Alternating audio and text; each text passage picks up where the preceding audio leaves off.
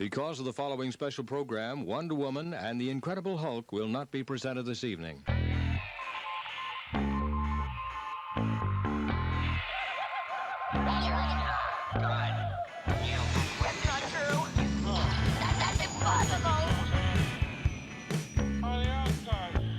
It's time to get all your Star Wars news in a single file.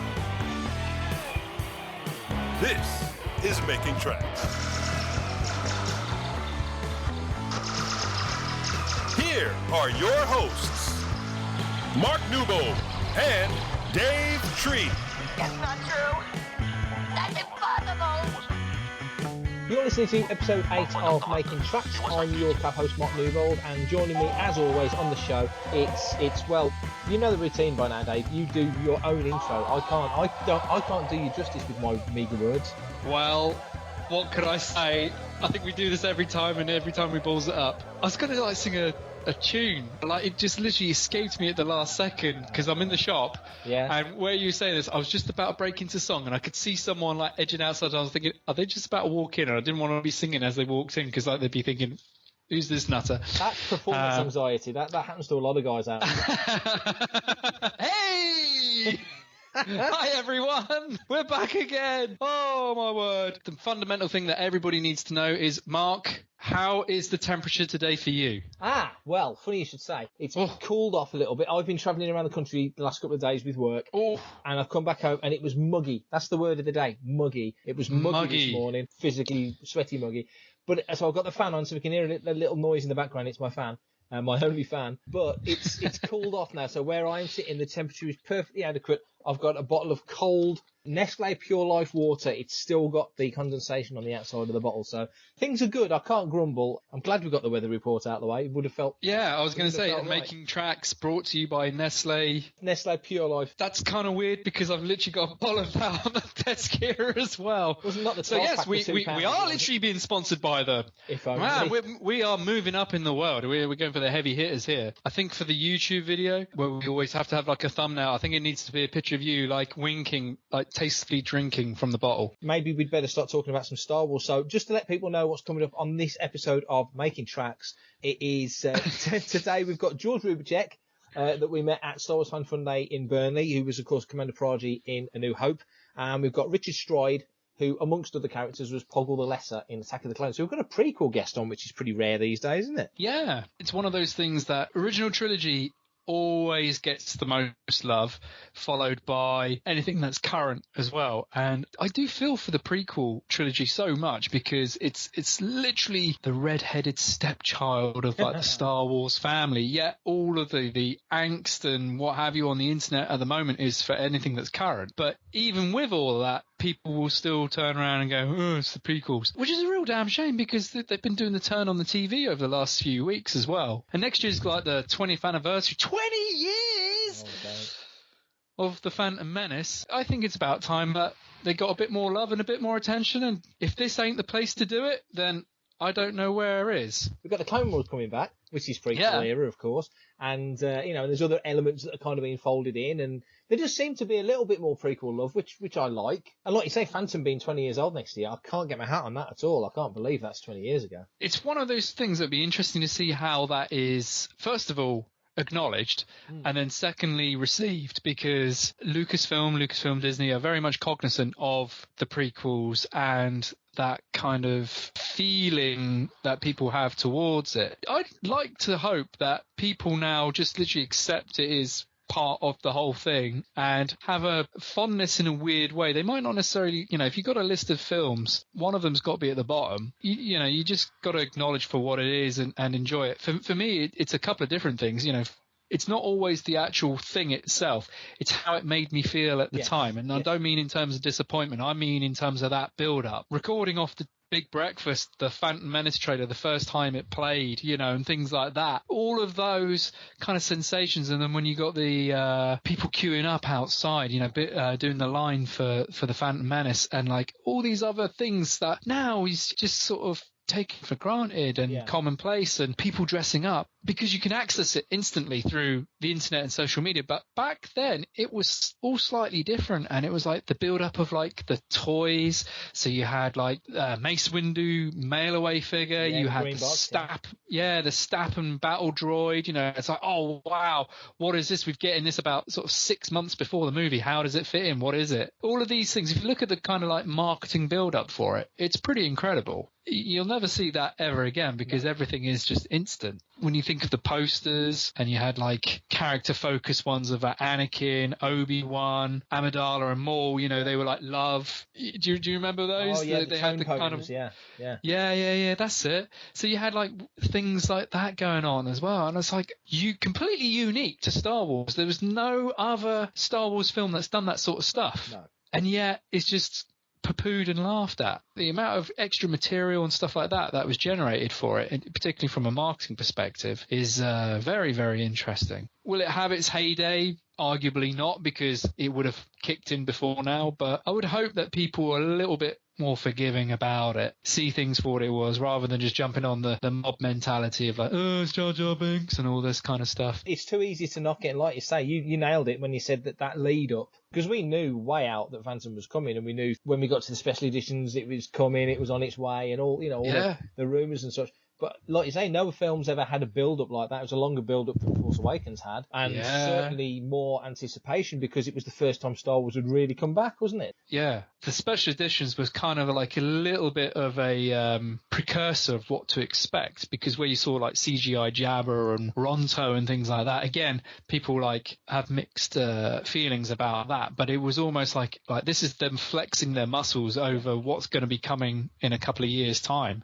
I think it's pretty awesome, you know, it really is. And for what was achieved and the coverage and that, there's no way it could have lived up to the hype. If you could imagine social media being around when that movie first hit, it'd be crazy compared to like what we've had now. And the toys as well. The toys were absolutely knockout. The amount of stuff produced, and again, it's seen as a negative thing, you know, people will run it down. It's like, no, actually, there was a complete overkill of stuff, but it was all really planned out. And compared to like today's standards, in terms of like the mapping out the product strategy of both, like, say things like, particularly from Hasbro's perspective, because at that point they acquired Galoob and were literally rolling out the action figures, Micro Machines, and then within Micro Machines, the various different formats, Action Fleet, you know, Micro Machines themselves and the Hasbro from the action figures and the 12-inch. You had Tiger Electronics as well, another subsidiary in terms of like planning with the games. You had the video game tie-ins as well with like Lucasfilm, with things like Racer, all kinds of other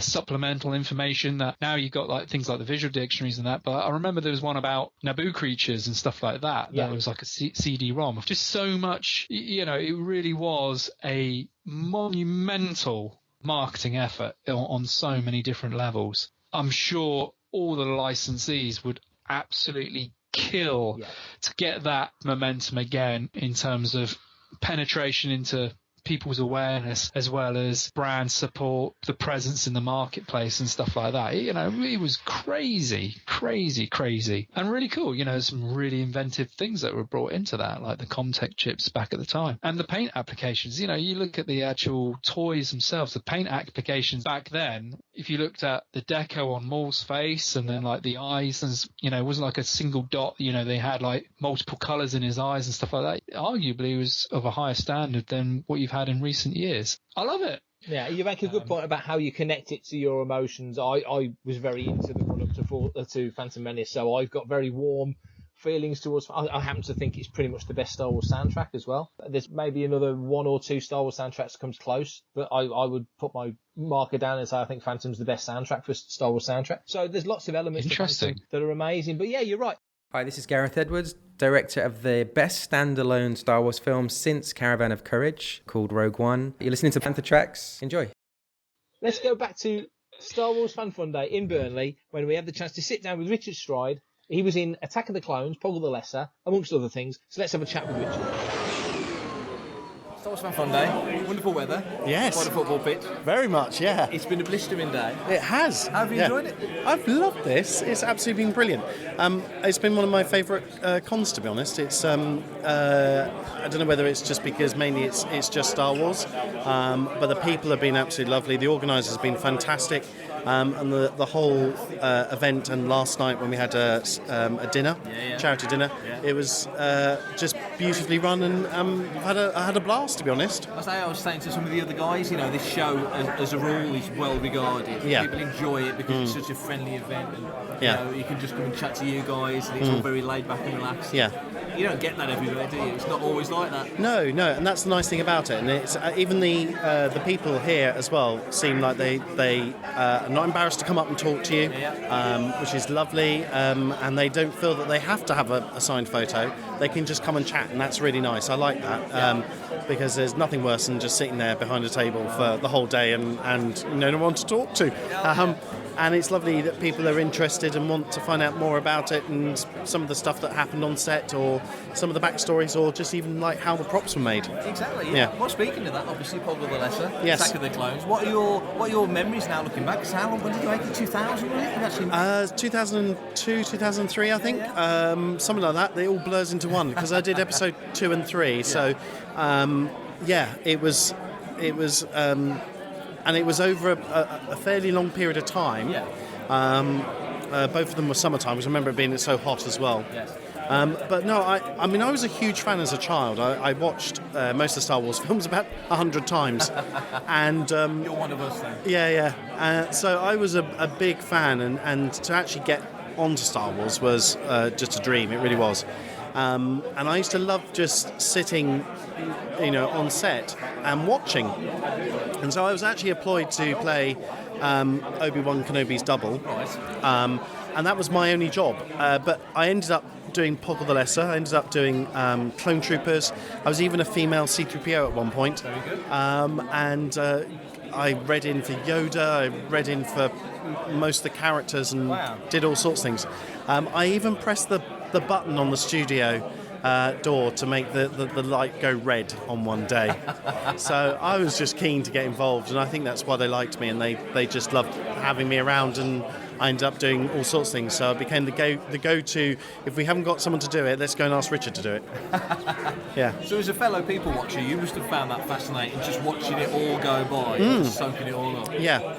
And I remember one day I was sat on the side, and obviously between takes there's not much happening, so I was reading a book and what have you, and suddenly there was Darth Vader's music came on. Wow. And there was a bit of smoke, and on the set, not that far away from me, suddenly this sort of bed rose up, and Darth Vader was on it. And I just at that point got a bit of chills. It was the first time I saw Darth Vader and went, oh my God, I'm watching history, and I was there that moment that bit was filmed.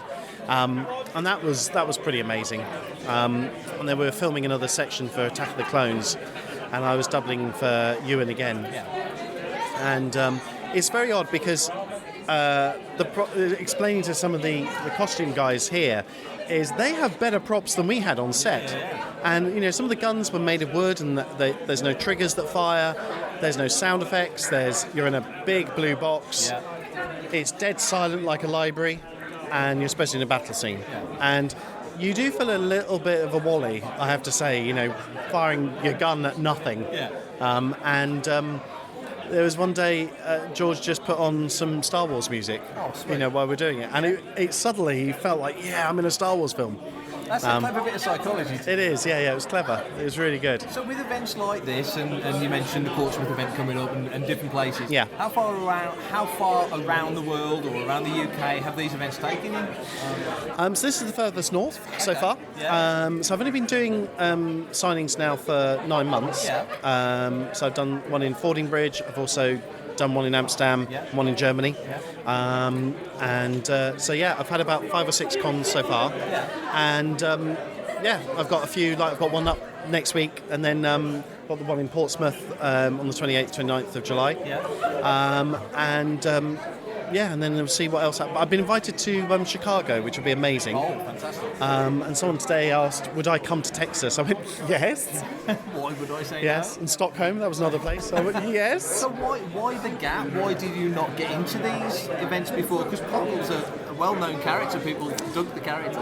Yeah, I know it sounds weird, but I just didn't. I mean, as a child, I went to a Comic Con and I met David Prowse and was in awe and everything else. And but I hadn't realised like how much they'd grown, and I thought that no one would be interested. To be honest, I genuinely thought. A few people suggested it to me, and I went, well, no one's going to be interested. I was a double. I wasn't actually the character. I was a double of Ewan McGregor. And I was Poggle. I said, well, that's no good because no one saw my face, and I was a clone trooper, so no one saw my face again.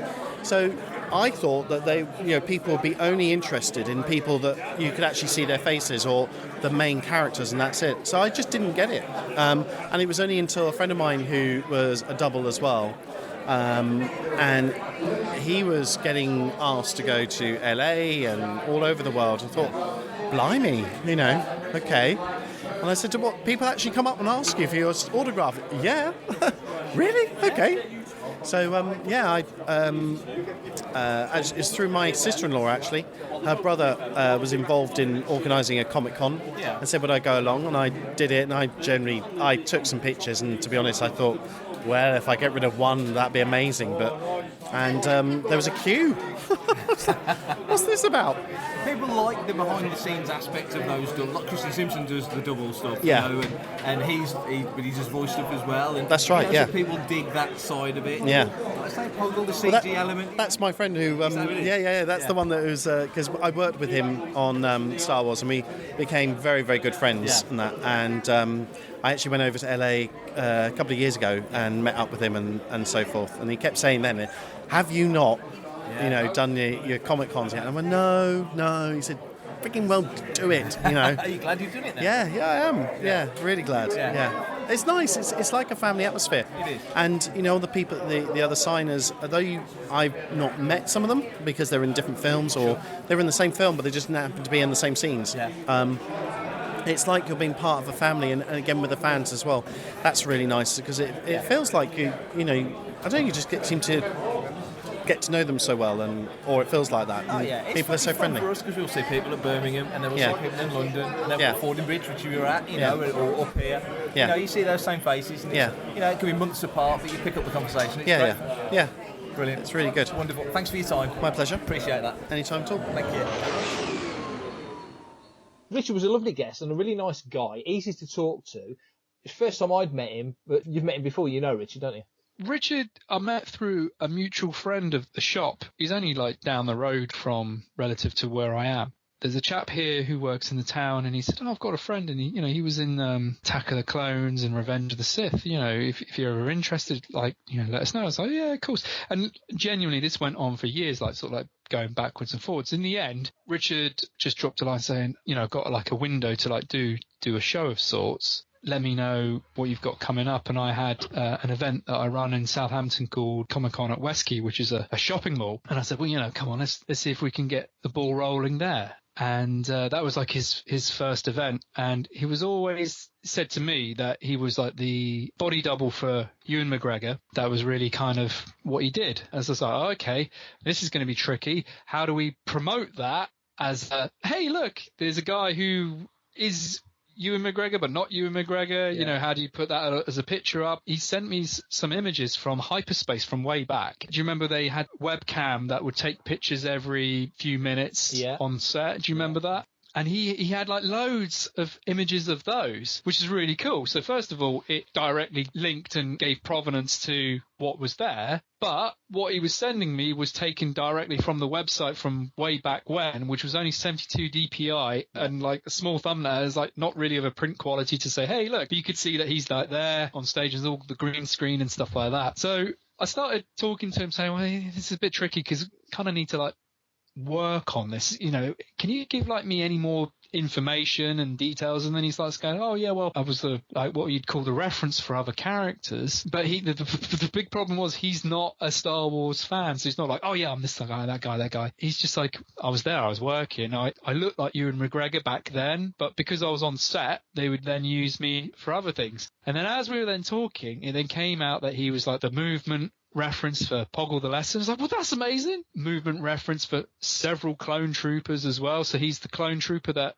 saved Padme once she fell out of the gunship. Yeah. He also puppeteered Yoda, or was a reference for Yoda at one point, and that was in Revenge of the Sith when Hayden's in like the meditation chamber with him, because he was just on set. And then when he wasn't being utilized for certain things, they'd like get him to be the stand-in for various clone troopers and various other characters and things like that. So all of a sudden it's like you've gone from this thing that you were really hired for, and that's why he said, you know, this is who I am, and then from there it then turns out there's like all these other things that he's done, but because he's not really a Star Wars fan, he wouldn't necessarily pick up on it. Because it's all either CGI'd or referenced over, he doesn't necessarily grab it first time and say, oh look, that would have been me, but they've then superimposed that over it. It was like saying for like the birth scene for Luke and Leia in Revenge of the Sith, that's pretty much him in that entire scene, because the whole thing is shot from over the back of Obi-Wan. And again, due to wages and things like that, it's a lot cheaper to have the stand-in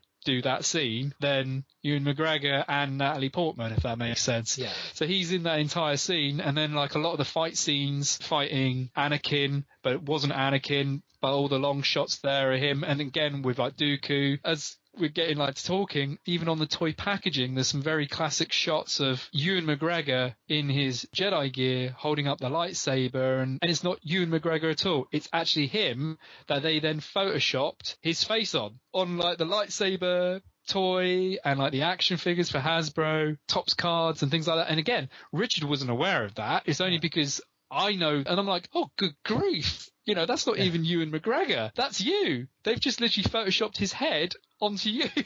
Wow. And he's like, wow. You know, so all of a sudden he's on millions of toys he wasn't even aware of. You know, really quite cool and refreshing to talk to. He himself is into theatre. He runs a theatre in Portsmouth called the Groundlings Theatre, and is in charge of various like projects and productions that go on there. But because he's not necessarily a Star Wars fan, he's never really thought, oh, I should get out there and talk to people about this. It's only relatively in the last sort of 2 years or so that he's had the opportunity to like meet fans and kind of give that little bit of insight that few people have had, because he was just literally there the entire time. And it was, you know, fundamentally because he was, you know, from a distance, a dead spit for Ewan McGregor. What an amazing story, though. And the fact that he didn't realise half of the stuff that he'd done. Whilst we're on an interview tip, let's just keep it going. George Roubicek. George played Commander Praji. So he was the guy that was talking to Vader after the droids have ejected from the ship. He's there talking to Vader. So this is us having a quick catch-up with George Roubicek. Star Wars Fan Fun Day, is it your first time you've attended?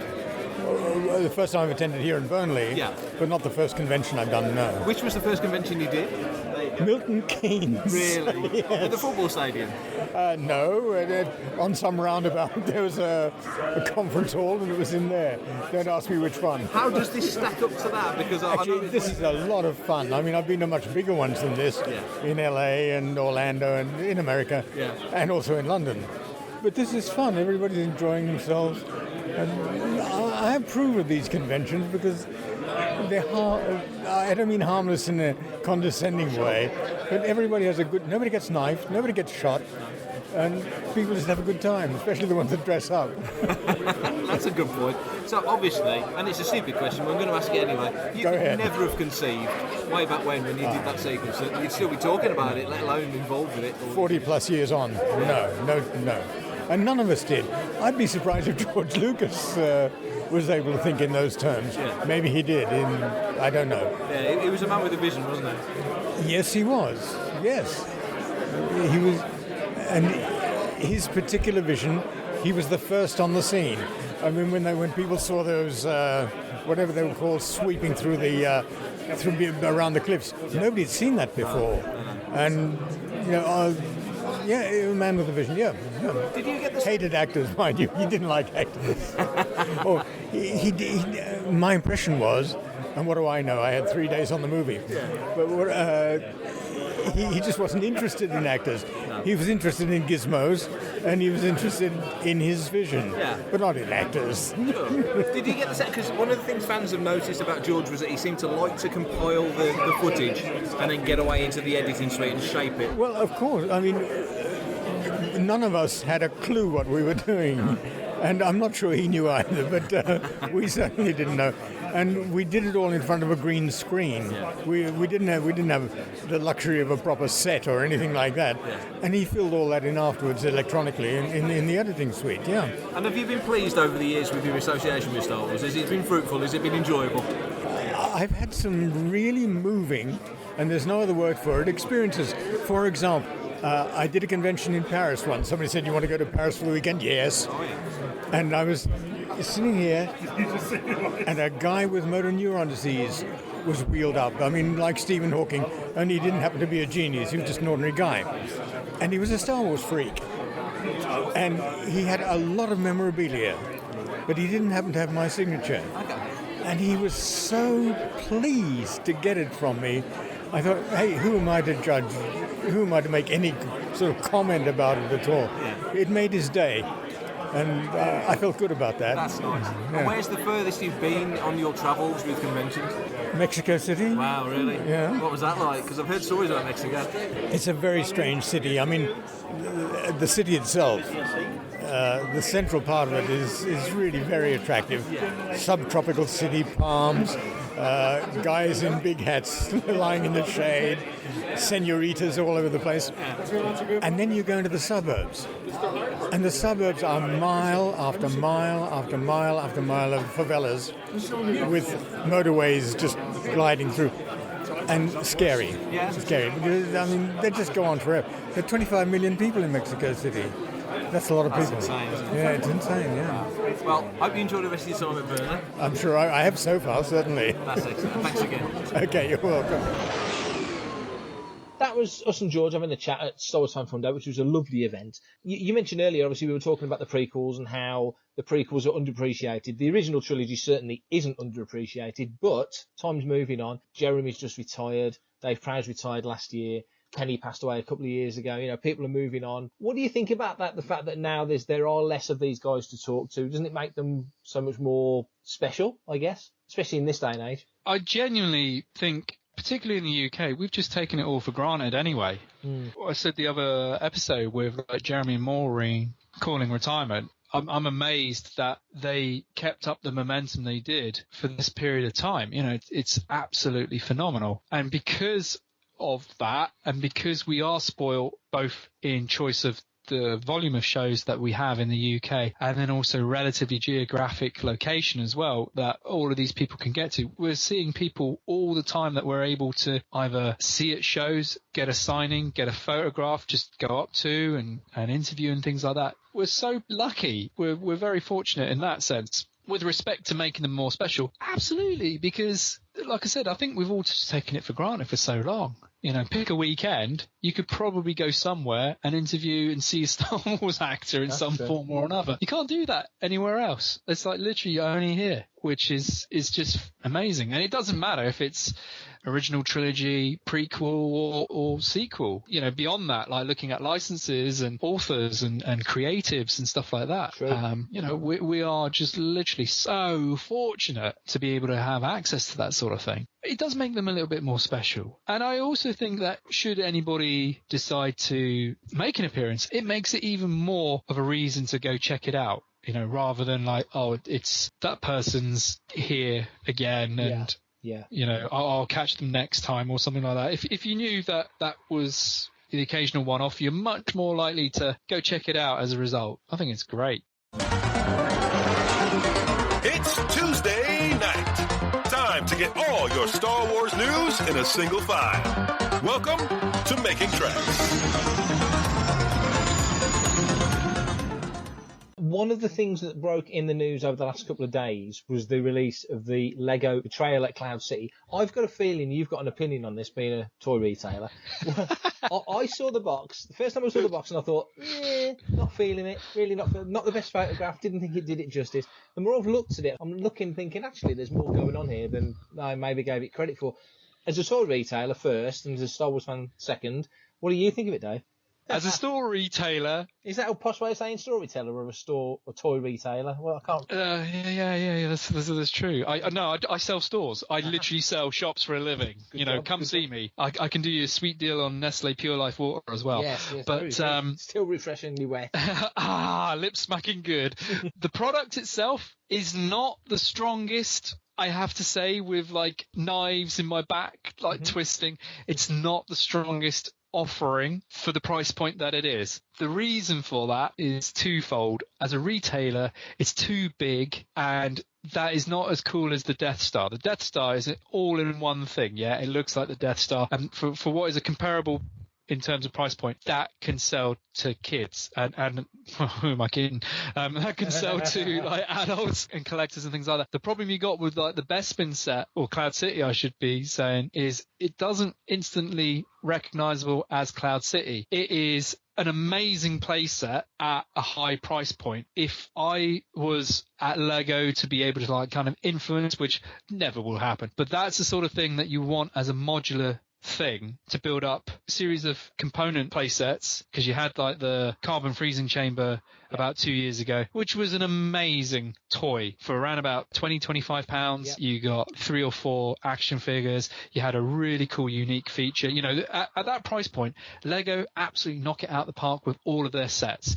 Now, if you could keep that staple going, and where they work in cycles of typically like 12 months for a Star Wars product, but every 12 months you bring in another Bespin set and then another Bespin set, and then you can then, bit like their townhouses where they have like clips, you build up this world of Bespin, of Hoth, of Endor, Geonosis and Naboo. You literally just work around it. That is the way to sell those products, because people build upon it and make it bigger and better. As a collector who loves Lego and also unashamedly loves Bespin security guards, I love it, but I'm only loving it for certain things. Yeah. And it's kind of like, because again, it's kind of too big. It's not a display piece in the same way as the Death Star is. It's not a display piece in the same way as the Ewok Village was, but they're around about that same price point. The Ewok Village was a stroke of genius because it was loosely based around the vintage toy. This is kind of like, well, this is cool, and let's just get as much bits in there as possible that if you're a fan, you're looking at it and you know what it is, but it's not necessarily instantly recognizable. And that's what I was meaning in terms of if it was modular, you could then make each one like a separate diorama, standalone, recognizable, and then clip it together if you wanted to. But the thing for this, the stupid thing for me in this that's going to make me fork out 300 quid or whatever is the freaking twin pod cloud car pilots. I love so badly that I would buy that set just to get 2 of them. I don't even really like the cloud car in there, because the cloud car's pillar box red, and they're not. They're orange. Yeah. But they haven't done a cloud car since about 2001, 2002, which they had like a Lobot figure in there. They did like a mini scale cloud car with like the planets, and that had an updated Lobot figure, and that was cool. But you've got more Bespin wing guards, and I've got about 6 or 8 wing guards that early this year I went on a crusade to ethnically diversify. So I've got like from all different like backgrounds, and I managed to get like one of those Lobot Bespin planets from a friend of mine, Rob Gould, to get like an updated Lobot, and then a original Lando Calrissian outfit figure, and then give him a new haircut because the old one is, it's looking dated. So this is long overdue. It's amazing that they've brought in new elements like the cloud car pilot, but there's bits in there. The slave one's kind of cool. But like they would have sold a bucket load of that Slave One if they made that a 35, realistically that'd be a 35 to 40 pound product now. It's one of those things that I'm grappling. I've got like the devil and the saint on my shoulders. One's going, no, you need to love it. You need to support it. If you don't support it, you'll never see its like ever again. And then I've got the other one going, this is a farce. This is an absolute joke. What the hell are they doing? And things like that. The problem I've got with it is the standard of a lot of their sets has been phenomenal, particularly when it becomes the larger sets. Yeah. This one doesn't kind of fit in the same way that some of the product choices for Last Jedi didn't fit in, where you've got the AT-ST Walker without the actual top of it, BB-8 driving. It's like, why make that a set, if you don't have the top part of it? And then you've got like the heavy Scout Walker as well, which is like a crab thing I didn't even see in the film and stuff like that. When it comes to the film-related stuff, it's very difficult to actually understand who, what, where, when. And then when it comes into the context of it, it's hit and miss then, So you've had this problem with The Force Awakens as well, where you had like the First Order snow speeders and stuff like that. Solo, they've absolutely nailed it. Everything in there, what it relates to and where it was in the films. It's brilliant. They really got that down to a fine art. And arguably with Rogue One as well, they did it. But with this, with Cloud City, it's something inside out. You're not kind of working ahead of something that's released and how it's going to fit. You know exactly how that should look, what's in there, what are the key scenes relevant to it, with like the Vader Luke duel, the carbon freezing chamber, the landing platform. You've got so much reference material available for it, and then you kind of got this, which is kind of like a mixing bowl, like let's throw it all in there, mix it up, and ta-da! It just seemed odd to me, considering they'd only just reasonably recently made that Cloud City carbon freezing set, which, like you said, I've got it, and I don't buy much Lego, and I thought it was fantastic. Did seem an odd way to put it all together. That thing's been out for 2 years now. It's a retired product, so it's not on the shelf anymore as of, was it the start of this year or last summer? It's been cycled out for quite some time. It does make sense. And Bespin historically has always been massively overlooked in terms of the Star Wars Lego front. You've had 1 million snow speeders and 1 million Hoth sets and things like this. You've only had one Cloud City play set, which was again a high ticket purchase point product, and then you've had the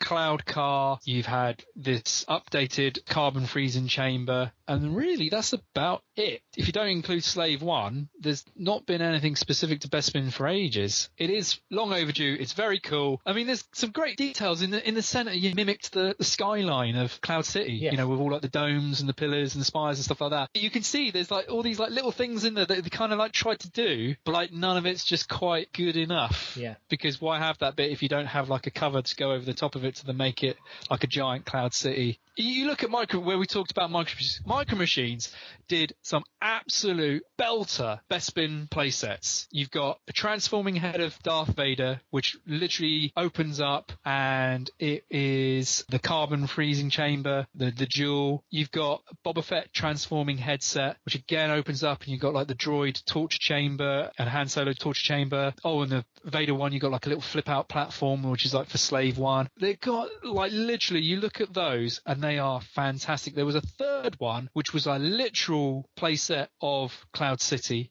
that you then opened up, and then you had like little compartments inside for adventures.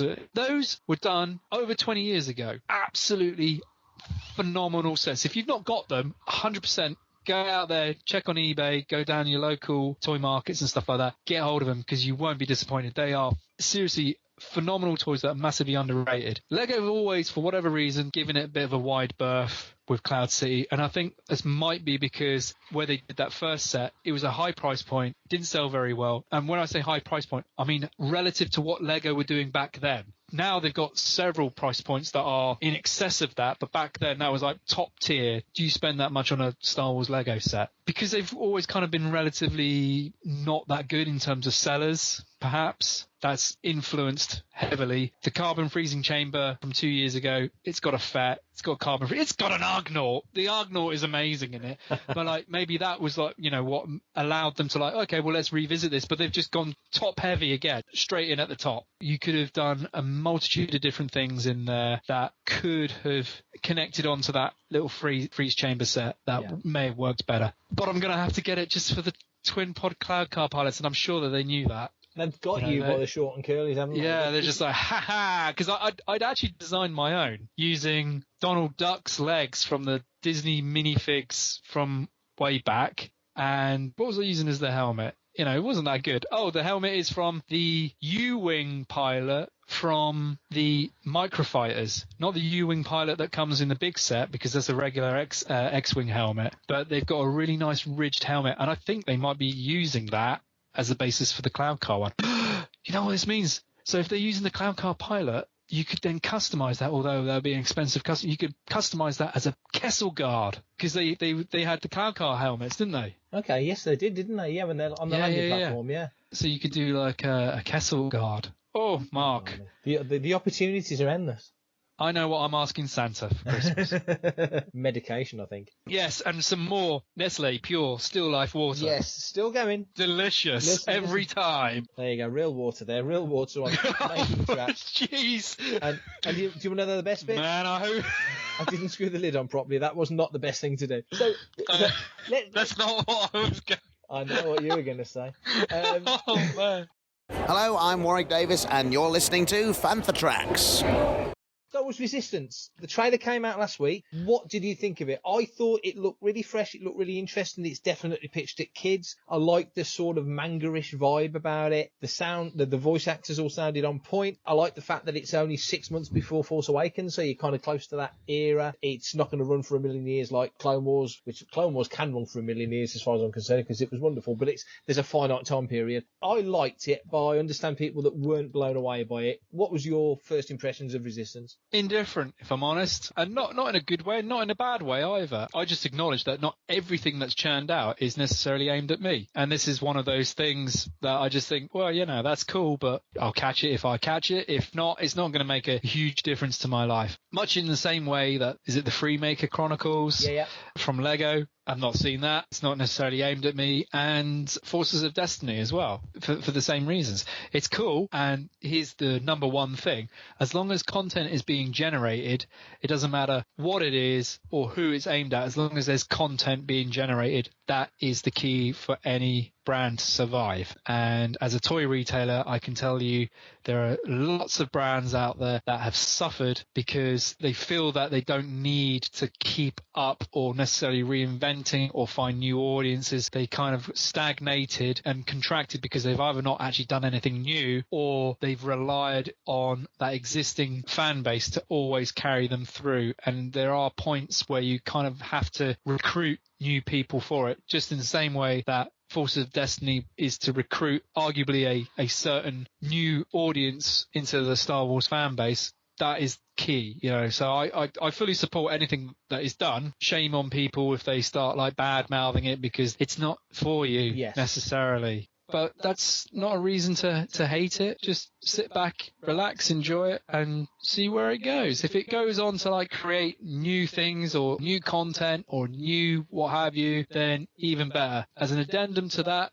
don't go on record saying that everything has to fit, because I think that is really why everybody gets so wound up. If you just had approached it from like the Tales perspective of take or leave what you want out of this, then great. I think that's where all the people get their knickers in a twist, is because they're just like, well, how does that work? If that's how Leia found Bosch's gear, which is the one I saw the other day, what? When Forces of Destiny came out and everybody was, now finally we know what happened in the Wampus Cave in Empire Strikes Back. It's like, this has got nothing to do with that. It's clearly just a kid's skit based on, there's no way on earth that Forces of Destiny is any kind of canon in any respect. Fun and cute for what it is. I have seen all of them.